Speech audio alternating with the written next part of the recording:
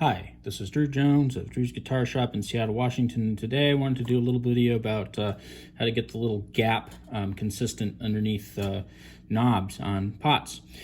So, this is a bass that has some of these solid shaft potentiometers, and it has the appropriate kind of tension screw sort of knob. And the reason that that's important to consider, just going to throw this out there as a real tip right away, is you don't want to use these on split shaft pots. This will crush that end of the pot, and it will cause it to break eventually.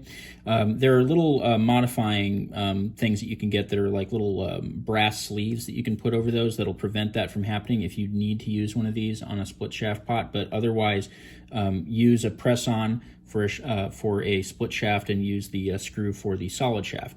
So anyway, as far as setting that gap, you can set that gap higher or lower depending on taste. I kind of like things to have sort of a low profile, and so I'll use something that's a little less high than, say, some things. So one of my favorite things to use for doing this gap is just an Orca card, or like a credit card or something like that.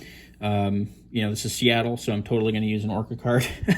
But I'll go ahead and I'll set this guy on top. And what I've done is I've maxed this out, and so this pot is wide open right now, and I've got the screw facing the player, and I'm just going to go ahead and give that a little torque with the screwdriver. And with the screwdriver, you don't really need to go all that hard. This isn't structural. You're just driving it in hard enough so it stays put. But that Orca card under there, that's gone ahead and set my gap. You can also use like coins if you got 2 pennies. Just make sure that they're both the same coin so that you can get the thickness relatively consistent. Or use feeler gauges or something along those lines. But just about any kind of material that has a little height to it will do the job for you.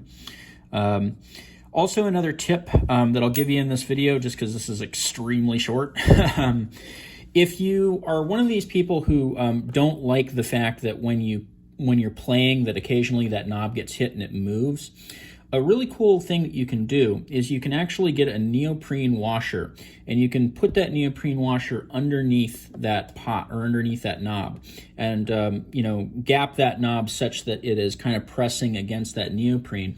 And what that'll do is it'll provide a lot of friction when you're going to turn your knobs. I have this done in my Strat because Strats are particularly notorious for, like, you're playing on it and then you accidentally hit the volume and it does stuff. And it works amazing. I highly recommend doing this for anybody that has that as an issue that they worry about, and I might do a video specifically on that someday. But for today, this was mainly what I wanted to cover, which was doing that space up. And again, Orca card works, coins will work, anything will work. You just want to make sure that whatever it is that you're using, you have 2 of them so you can get them in on both sides, because otherwise what you may end up with is it cocked over to one side or the other, and it being kind of a little weird feeling. Anyway, this has been Drew Jones of Drew's Guitar Shop in Seattle, Washington. If you found this video helpful and want to kick me a few bucks, there's a link to my Ko-Fi and my Patreon in the description of the video. There's also a link to my Reverb page down there that has all the ads that I put up for used and vintage instruments that I've gone through and really fixed up. And then there's also a link down there to my website where you can find my contact info, pricing info, and all of that jazz.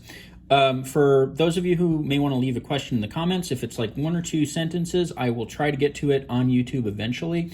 If it's going to be longer than that, like a long form question, I really prefer to get those messages over Ko-Fi, just because they do take a little while to answer, and this is basically my only job. So, like, if I'm taking the time, I appreciate compensation for it. I appreciate it if people are willing to help me out with that. But I am totally willing to sit on the phone with anybody, answer long emails, do anything you need to get help. I really like helping people out. So, don't feel like I'm going to be unapproachable in those venues. I will get right to you. Anyway, again, this has been Drew Jones of Drew's Guitar Shop in Seattle, Washington. Thank you for watching.